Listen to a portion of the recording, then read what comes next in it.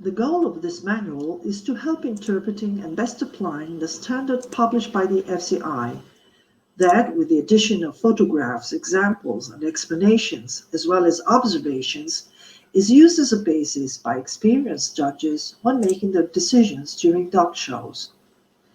Given the rarity and limited dissemination of the TOSA breed throughout Europe, also considering countries where the breed is strictly forbidden, comparing a number of individuals at the same time in a single show is not easy.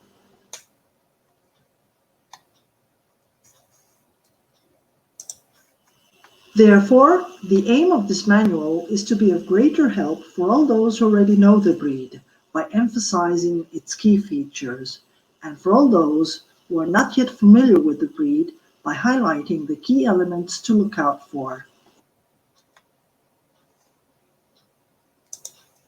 The TOSA standard is open and concise and can therefore be interpreted in many different ways, particularly with regard to ratios and proportions. Having been created by interbreeding other different breeds, the TOSA breed has resulted in several different types that vary depending on the prevailing bloodlines used over the years. It is therefore possible to find individuals with a strong Mastiff influence, others that are more similar to a German Great Dane, and others that still have more consolidated features with more athletic and muscular builds. In the absence of precise build standards with regard to the size and proportions of the individuals, I have collected over the last 6 years, in a very precise and analytical manner, and using the scientific tools established by practice, the most important measurements of 186 different individuals from different countries, all over 2 years of age and of excellent quality. I take this opportunity to thank once more all the breeders who allowed me to study their best individuals and thus contributed to increasing the volume of data and measurements collected.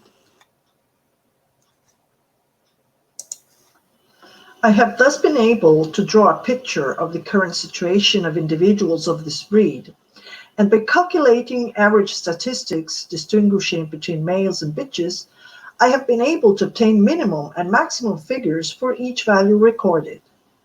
These are very useful for a more precise idea of the head, body, and chest measurements, which can be used as benchmarks for assessment and judgment. Minimum and maximum values of the parts measured make it much easier to assess whether an individual is very far from these values. Benchmark data not only enable judges to better judge and eventually assess individuals, but also help breeders to have a more comprehensive picture and thus better select the breed, while not advancing individuals that are atypical.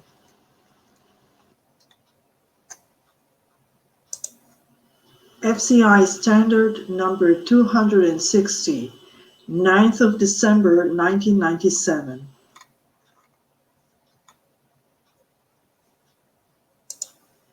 To best assess an individual, a pre-requirement is always to clearly understand the function of a breed and the key characteristics required for such activities.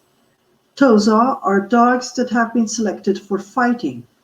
Therefore, their distinctive features include strong character, absence of shyness and fear, penetrating gaze, an excellent bone and muscular structure, good athletic movement and agility. They should never be aggressive towards humans.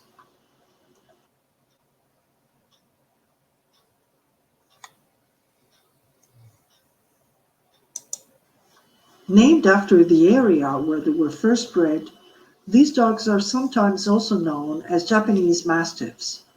The Western breeds used to create the TOSA were the Bulldog in 1872, the Mastiff in 1874, the German Pointer in 1876, and the Great Dane in 1924, all of which were used to improve the breed by means of sequential mating. According to certain sources, the Saint Bernard and the Bull Terrier were also used, although when this crossbreeding exactly took place is not known. The well-established features of the TOSA of stamina and fighting instinct, which are typical of Mastiffs, may be attributed to the infusion of blood from such breeds. Japan boasts a long-standing tradition of dog fighting dating back to the 14th century. Given this background, the breed was obtained by crossing the Shikoku-ken with some Western breeds. The Tosa Inu breed was specifically designed as an unbeatable fighting dog. There is considerable evidence of this form of human entertainment dating back to ancient Roman times, when mastiffs from Great Britain were made to fight in arenas against other animals, including bulls, bears, and other dogs, and even people.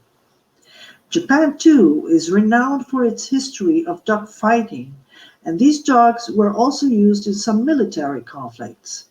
In the Japanese province of Kochi, one breed of dog was exclusively selected for fighting.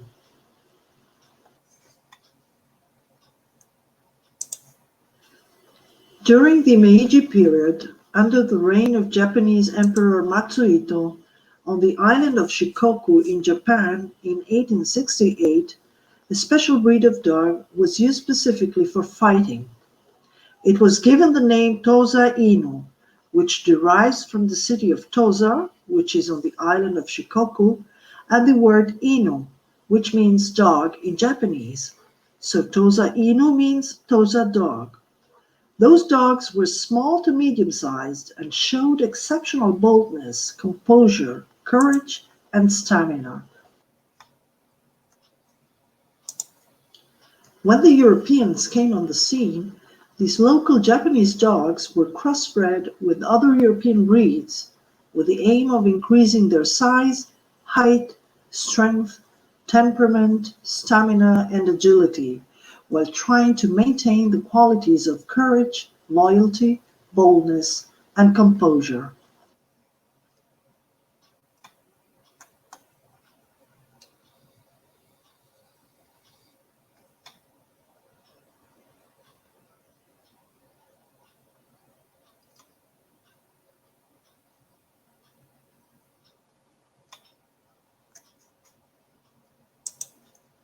Thus, through sequential mating, by eliminating bloodlines that had not yielded required results, and by keeping those that had, a new breed was created with even better fighting skills, toughness, and stamina to obtain an almost unbeatable fighting dog. This process helped to combine the size and strength of Western dogs with the courage, loyalty, and fighting skills of Japanese dogs.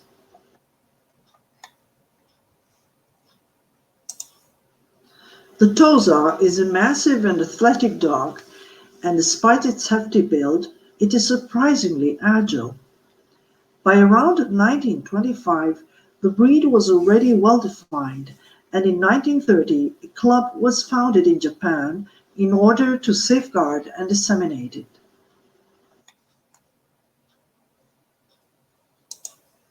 In Japan, dog fighting still exists, although the Japanese Dog Federation and the Japanese Kennel Club are against it. During the Second World War, the Tosa breed could only be found in Japan. At that time, the breed risked becoming extinct, as dogs were being killed for their skins, which were used to keep out the cold. Therefore, the number of individuals decreased drastically. After the war, many individuals were taken to the United States, and a new line began to develop, as happened with the Akita breed, which originated in a new breed, the American Akita. At that time, Japan decreed a total ban on exporting Tosa from the country, declaring the breed a national treasure. Therefore, neither live individuals nor frozen salmon could be exported. What in fact happened was a complete block on the possible development of future generations with original bloodlines, thus also effectively limiting and reducing the possibility of outbreeding, as usable individuals obviously decreased.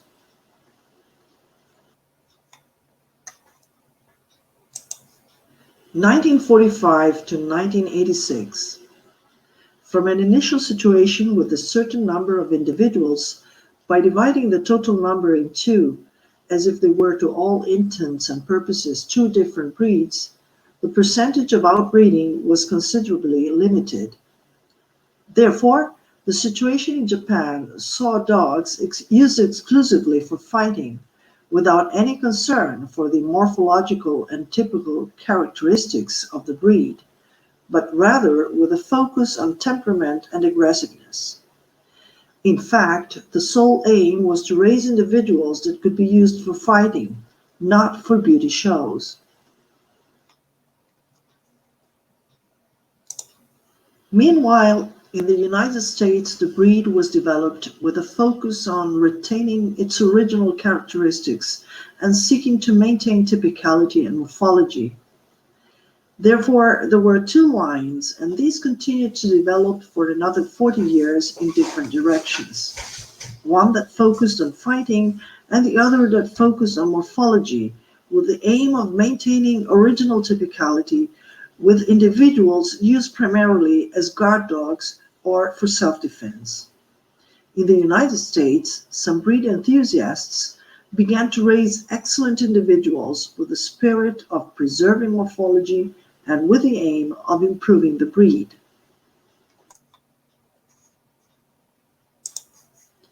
(1986 to 1991). Between 1986 and 1987, some individuals were exported to Europe, and the first TOSA breeding kennels opened in the Netherlands, Spain, and France. Overcoming considerable difficulties in developing future generations, given the low number of existing individuals and the high levels of consanguinity, the breed slowly began to spread to other countries and the number of individuals grew. At times, as can be seen by analyzing the pedigrees of different individuals, because few TOSA were available and as they were almost all related, some breeders began to use other breeds for mating in order to change the bloodline and try to improve the characteristics that were slowly being lost. For example, the heads of some did not recall those typical of the TOSA breed, but were more similar to those of the Mastiff or the Great Dane. The same applied to height, body proportions, and build. Some were tall and slimmer, others stockier and heavier. For this reason, when considering a TOSA, it is not always easy to trace all the individual's characteristics back to an ideal type, because, as well as the rarity of existing individuals, there are in fact a number of different types, as explained above.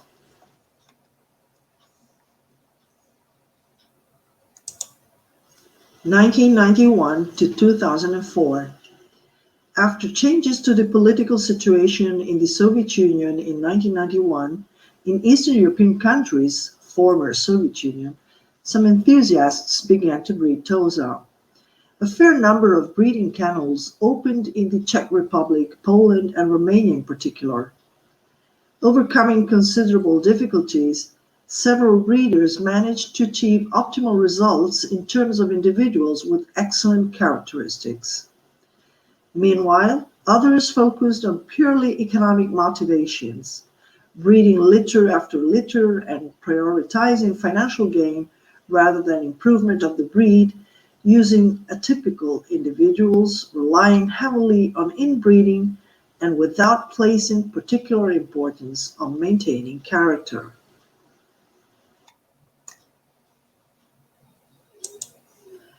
Four types of individuals can be observed. Number one, in Japan, there was a line that focused only on fighting, that even included atypical dogs, as they were not meant for shows. Number two, in the United States, there was a line that focused on morphological quality and an aptitude as guard or defense dogs, but with few individuals present, thus considerably limiting the possibility of outbreeding. Number 3, in Eastern Europe, there were many breeders that fell into two different categories. The first bred and developed these dogs in order to improve the breed and achieved excellent results, whilst the second produced litter after litter without concern for typicality and quality, but focusing merely on financial gain. Number 4, in Western Europe, there were few breeders producing medium-high quality individuals that developed the breed primarily because of the passion for it.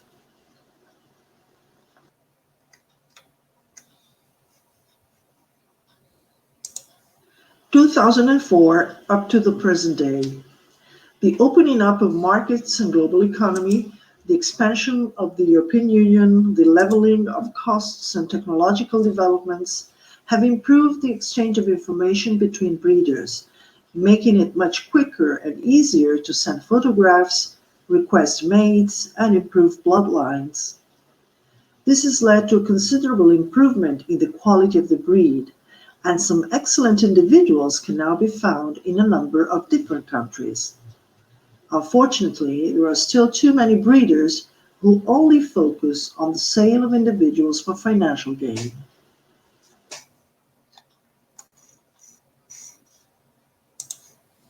In Japan, TOSA are still used only for fighting and never shown. The original morphology typical of TOSA is being lost in Japan because breeders exclusively prioritize temperament and aggressiveness rather than aesthetic factors. It doesn't matter whether the dog is crossed with other breeds, its coat is three-colored or just black and white, whether it is tall or short. What is key is that it wins in the ring against its opponents. Japanese judges never judge TOSA in Japan, as none are ever shown. Often judges do not even know any breeding kennels or breeders, as they are part of a completely separate world, with different people and contexts involved who are totally foreign to the world of dog shows.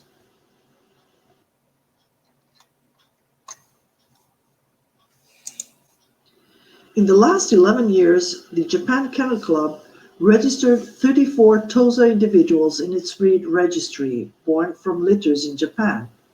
14 were registered from 2007 to 2015, and 20 in 2016 and 2017.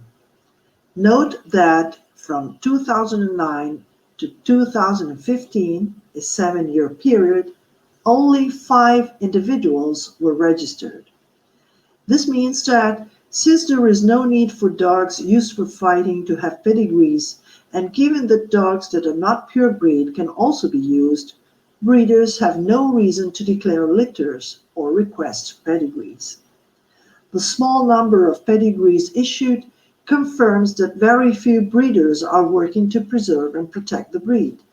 This means that anyone who declares having imported a TOSA from Japan between 2009 and 2015 either imported one of the 5 individuals registered or else imported a dog without pedigree. General appearance. Large-sized dog with a stately manner and robust build. The dog has hanging ears, short hair, a square muzzle, and a hanging tail thick at the root. The dog's general conformation is that typical of a mesomorph, whose trunk is longer than its height at the withers.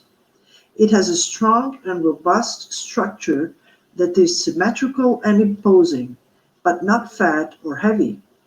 It is muscular and athletic, rather than big, heavy-footed, and clumsy in its movements. Important proportions. Average height at the withers, 77.2 centimeters for males, 69.3 centimeters for bitches. Average height at the croup, 76.5 centimeters for males, 69 centimeters for bitches.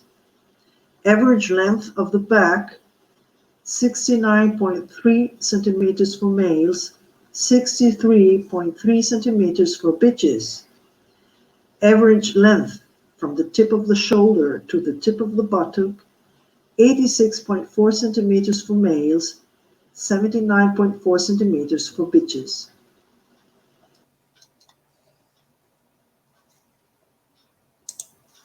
Height-length ratio, 1 to 12 for males, 1 to 1.15 for bitches.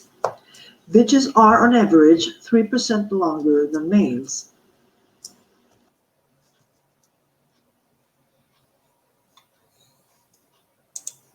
Behavior temperament.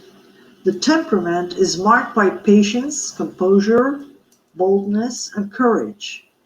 We should bear in mind that TOSA have been created to fight in silence, fearlessly, and with an incredible ability to endure pain. Selected to win in fights against other animals, the TOSA has been taught by man through the process of selection to forget rituals. A TOSA can kill an opponent even when the opponent has been clearly forced into submission. Important proportions of TOSA head have been recorded on subjects at least 2 years old. Average head length, 28.5 centimeters for males, 26.5 centimeters for bitches. Average skull length, 15.5 centimeters for males, 14 centimeters for bitches. Average muzzle length, 11.2 centimeters for males, 10.8 centimeters for bitches. Average muzzle depth, 10.3 centimeters for males, 11 centimeters for bitches. Average angle of stop, 112 degrees for males, 123 degrees for bitches.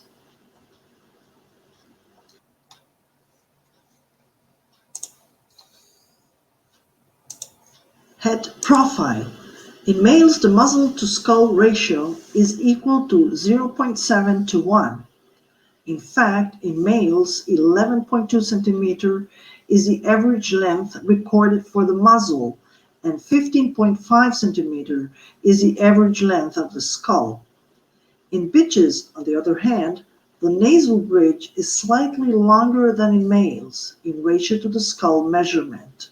In fact, the muzzle to skull ratio is equal to 0.77 to 1, where 10.8 centimeter is the average length of the muzzle and 14 centimeter is the average length of the skull.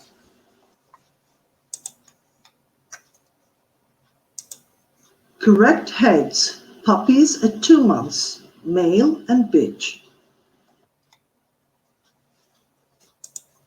Heads of bitch and male at 3 months and bitch at 4 months. Head profile in adults, male and bitch. Head front view. The skull plate is wide, flat, and should not be rounded. It should be possible to draw a segment whose tips are the 2 ear settings and which is parallel to the skull plate without intersecting it.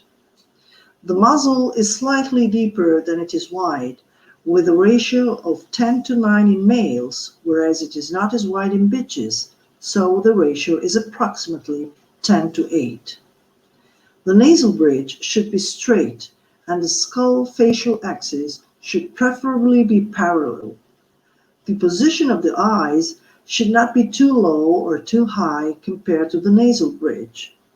The ideal angle between the segment tangent to the tip at the front where the lips come together and the lines passing through the center of the eyes should be approximately 32 degrees as seen in the diagram.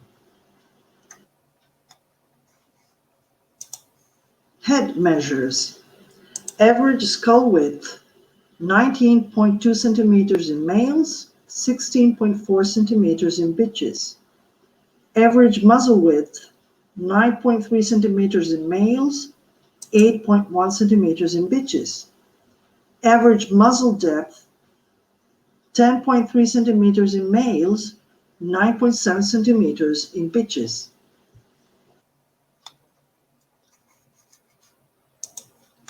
Head front views of puppies. Male at 7 months, male at 4 months, male at 4 months, bitch at 7 months. Head, male.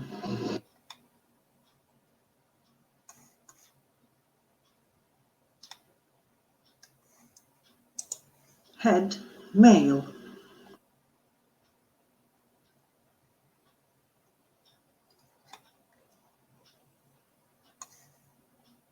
Head, male.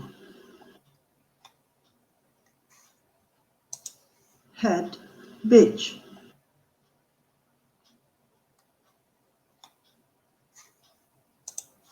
Head, bitch.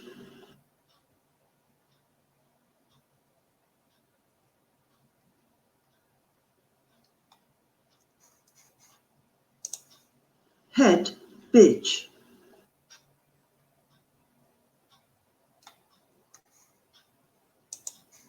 Bitch 2 years old. Here, the nasal bridge is slightly too long compared to the skull. The stop is too gentle, and there is a lack of substance under the eyes. Head angulations and proportions. Bitch head with correct parallel axis. Correct proportion skull to muzzle. Correct stop, pigmentation, and front face of muzzle.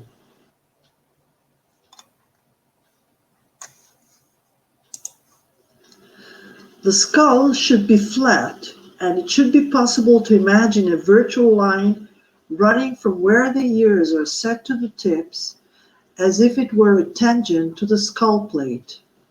In the 3 photos below, the first is of a typical and correct skull, the second of a rounded skull, and the third of a skull that is not flat. From left to right, the skull plate is perfectly parallel to the red line. Rounded skull and ears set too low down. Skull not flat and ears set too low down.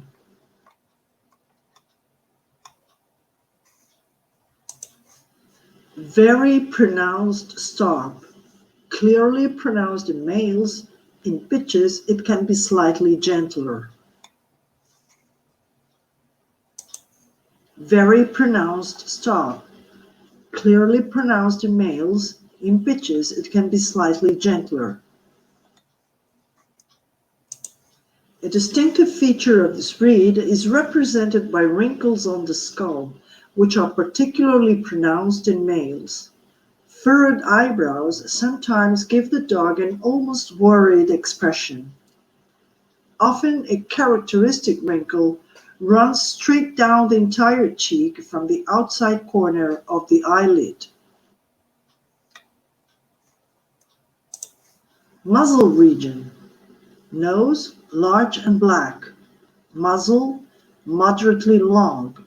Straight nasal bridge. The profile of the nasal bridge should never be concave, convex, or aquiline. It should not exceed a ratio of 1 to 1. The correct size is between 2 to 3 and 1 to 1. Nasal bridge, straight, preferably with parallel axis. In no case should the skull facial axis be convergent. The front of the muzzle, which should be straight or slightly behind the virtual line, running downwards perpendicularly from the tip of the nose.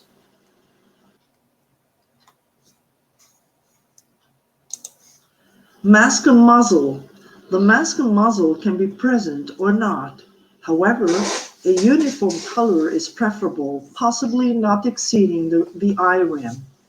Shades of color on the skull are admitted.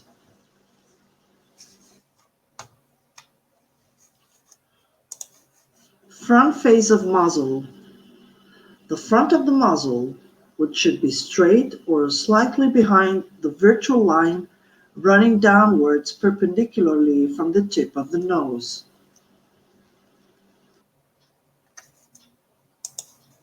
Nose and nostrils. The nostrils must be open and the nose black.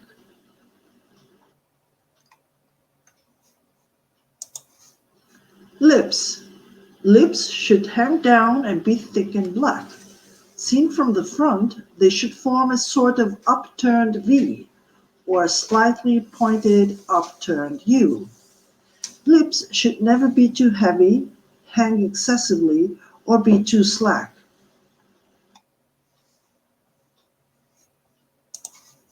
Lips.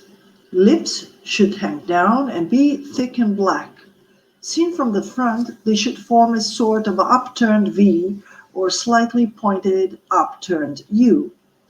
Lips should never be too heavy, hang excessively, or be too slack. Strong upper and lower jaws, strong teeth, scissor bite. Strong, healthy, and complete teeth with scissor bite. A pincer's bite is not considered a fault and is tolerated. A slight overshot or undershot bite is considered a fault, whilst a noticeable overshot or undershot bite is considered a disqualifying fault. On the left, a reversed scissor bite that is not correct. On the right, the teeth of an 8-month-old individual with aligned lower incisors and correct scissor bite. Incisors that are not perfectly aligned do not constitute a fault. Priority is given to the strength of the teeth and to the size of the canines and molars. Eyes, rather small, dark brown, and with a dignified expression. They are slightly almond-shaped. In Japan, a light eye color was considered a sign of bad luck.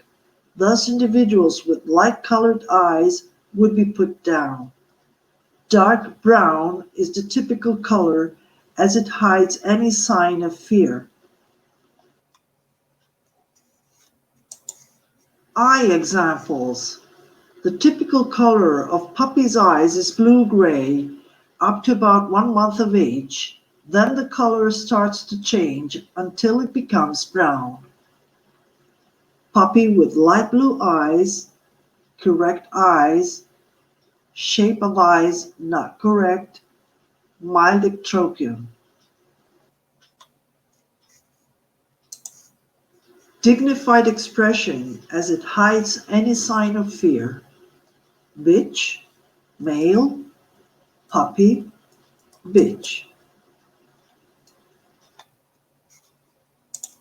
Ears, relatively small, rather thin, set high on the sides of the skull and hanging close to the cheeks. Although this breed was created to fight, it has never had its ears cropped. In the fourth photograph, the ears are set too high up. Ear examples. Ears are excessively long, not triangle-shaped, and set too low. Ear shape is correct, but the ears are set too low. Ears are too long and set too low. Ear shape is correct, but the ears are set too close to the skull. Ear shape and length are correct, and they are set correctly.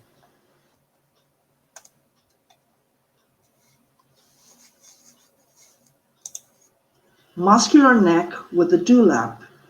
The dewlap is a typical feature of this breed and of most fighting dogs in general. Normally, it should be long enough to be grabbed by an opponent, but the length must also allow an individual that has been grabbed to turn its neck and bite the other dog on the muzzle, ears, or upper part of the neck without being blocked. An individual without a dewlap is more likely to succumb in a fight. The skin must be thick and elastic.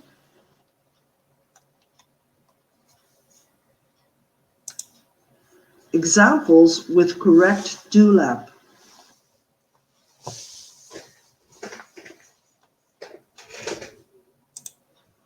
Examples with correct dewlap. Muscular neck.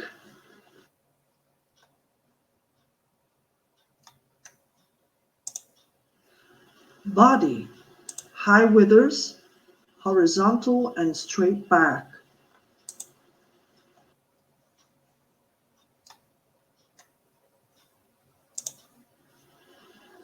Body, high withers, horizontal and straight back.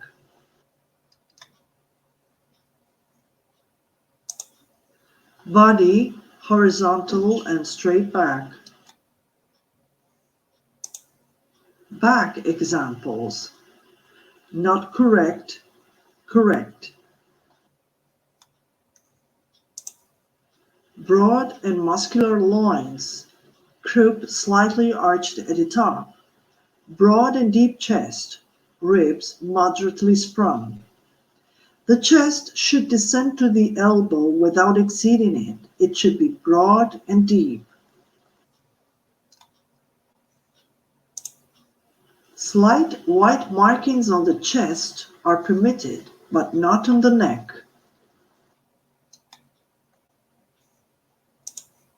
Well drawn up belly. Observing the duck from the side, the tuck up must extend in a slightly ascending line, forming a trapezium shape with the back. Tail. Thick at the root, tapering towards the tip, reaching the hocks when let down. Thickness at the root of the tail in young individuals is a sign of good development and size in adulthood. At rest, the tail is carried low or straight or in a sickle shape, especially in adult males. When alert, it is always high and straight and either saber or sickle shaped.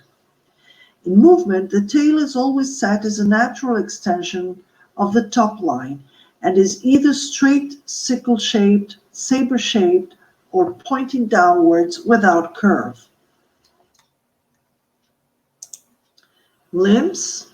Average height of the withers, 77.2 centimeters in males, 69.3 centimeters in bitches. Average height at the elbow, 41.7 centimeters in males, 35.6 centimeters in bitches. Average ratio elbow to withers, 69.3 centimeters in males, that is 49.5%, 63.3 centimeters in bitches, that is 48%. The height at the elbow is therefore an average in a ratio of 1:2 to the withers in both males and bitches.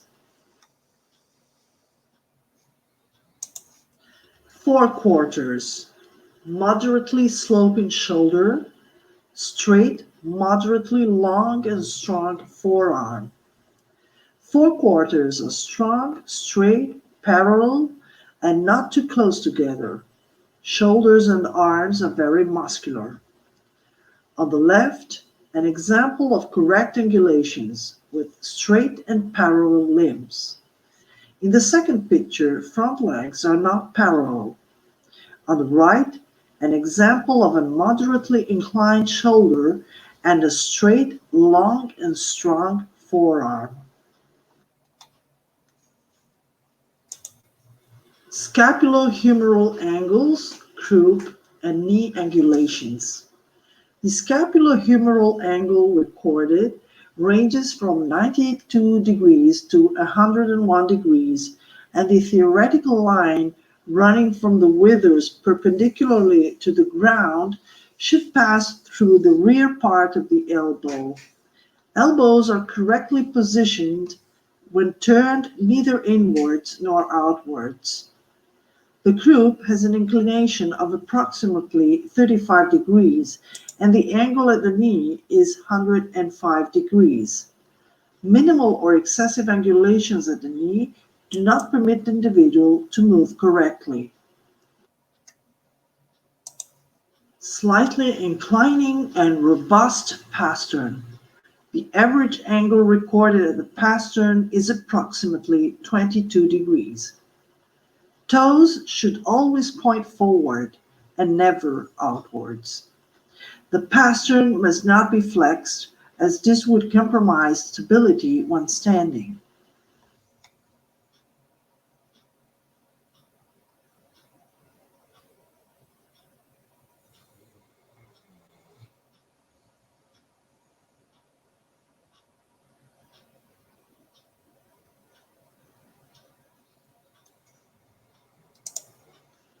Hindquarters, very developed muscles, stifle and hug joints, moderately angulated, strong. Incorrect values in the third picture. The average angle recorded at the hock is approximately 130 degrees, with an average length for males of approximately 20 centimeters. Normally, the length of the hock is indicatively equal to 25% of the height at the withers. Extremely muscular thigh, knee turned neither inwards nor outwards, metatarsals straight and perpendicular to the ground. Seen from behind, limbs are straight and parallel. Examples of knee and hock not enough angulated. Tightly closed feet, thick and elastic pads, hard nails, preferably dark in color. On the front feet, toes are tight and arched, cat feet, with thick pads. The hind feet are slightly longer than the front ones. Toes are tight and arched. Nails are typically black. Where the feet are white, the nails concerned are often creamy white. White on the feet, closed and arched toes, long and open toes and feet not arched, toes too long and not arched enough, weak metacarpal. Robust and powerful gait. A heavy and fat individual, which does not necessarily mean a large dog, or one that has leg or gait problems, would definitely be penalized in a fight. To beat an opponent, a dog must be agile and reactive, with straight forequarters, and it must be able to move fluidly and freely, not in the heavy manner typical of a Mastiff or an Italian Mastiff. Slightly cow-hocked hind legs are tolerated, as they are often typical of larger dogs reared on slippery surfaces. In order not to slip, dogs often adapt incorrect foot posture. However, a dog that moves well is always preferable to a dog that may also have other faults, as in any case they would be considered less serious. The gait should be free, with a good reach in front and a strong drive behind. Seen from the front and back, movement should be straight with limbs parallel. Dogs should never have a short gait or amble. During movement, the tip of the front foot should reach the nose, creating a sort of double triangle with the front and rear paws, as shown below.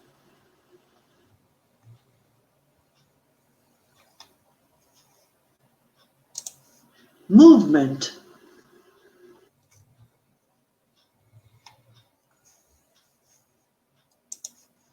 Coat. Short, hard, and dense hair, red, fawn, apricot, black brindle color. Slight white markings on the chest and feet are permitted. Color should be uniform in all varieties. In brindle individuals, streaks should follow the line of the ribs and be clear and well outlined, without gradations or speckling. A 2 or 3 color code is not permitted. White markings on the chest and the feet are permitted. Any white marks on the neck or on the tail are highly undesirable.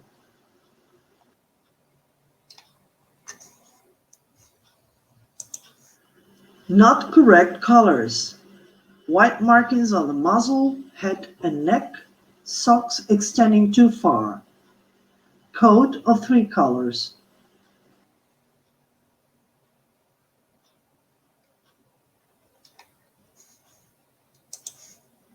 Not correct colors. Coat color is not uniform, too much black on the head, too extended white on the chest, and surrounded by black.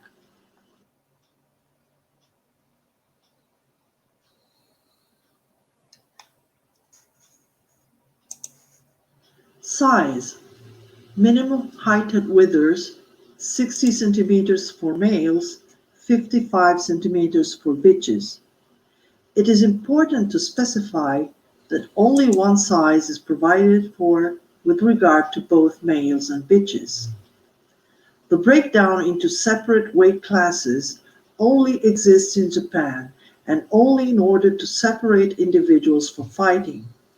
The standard only provides for a single minimum size and no reference is made to weight. The indicative weight of an adult male ranges from 65 to 85 kilograms, whilst for bitches it ranges from 48 to 65 kilograms. For TOSA, no minimum or maximum weight is provided. Full development and the perfect formation of the chest and the head occurs at around 3 years of age. For the first 15 to 18 months, individuals grow in height without developing much mass in the chest and back areas. Development of the skull and body is completed later. Young dogs that are already rather heavy will almost certainly have problems with their joints and stamina in the future. In any case, dogs that are large, imposing, and well proportioned, but not fat, are preferable. Muscular development is fundamental, as in a fight, a dog must be agile, athletic, and slim, and must equally have a lot of stamina. An imposing muscular build must be supported by a large bone structure with excellent joints and non-inflamed cartilage tissue. Although impressive in a fight, a heavy and fat dog would be destined to succumb quickly. In the ring, dogs must move freely with a long reach and good push of the hindquarters. The head must be carried high unless the dog is pointing at something or someone ringside. A straight lifted tail is a sign of dominance and confidence. A characteristic trait is a still tail that curls upwards. This indicates that the dog is not scared to face another individual and is sizing up the situation. At such times, the gaze is fixed and breathing slows. The hair on the back and croup stands up and the speed of movement of the tail is reduced or even stopped. Criteria for selection among various dogs in a ring could be the following. An initial selection could be made based on gait, eliminating individuals that do not move well and that do not push powerfully off their hindquarters. Next, the lines of the back, the straightness of the forelegs, and muscle development could be examined. And finally, the head. Any departure from the above points should be considered as a fault, and the seriousness with which the fault should be regarded should be in exact proportion to its degree. Thin bones, snippy muzzle, slightly overshot or undershot bite. The standard does not make any distinction between minor and serious faults. However, below is a classification of such faults broken down into 2 lists in order to help expert judges to assess individuals present in the ring.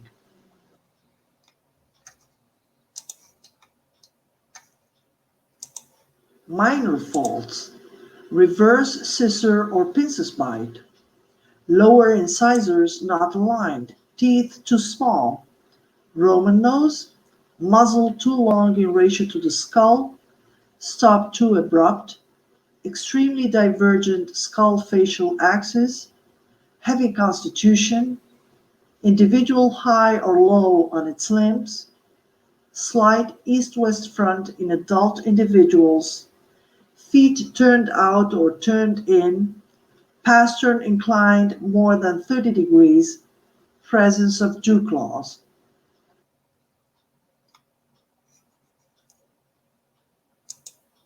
Serious faults: apple-shaped skull, yellow eyes, hawk eyes that protrude or are set too deep, wall eyes or eyes of different colors, entropion or ectropion, conjunctiva too red, excessive eyelid length, ears set low or very long, overshot or undershot bite, muzzle too deep or narrow or pointed, nose not completely black, lips and or eye rims not completely black, convergent skull facial axis, lightweight build, top line not straight and solid, saddle or roach-backed, scapula in a vertical position, slanting croup, tail with clear signs of trauma, thicker at the tip or docked, hocks turned inwards or outwards, toes too long and not arched, weak or overly flexed pastern, slight bone structure, size smaller than the minimum permitted, individual aggressive with people, individual insufficiently typical.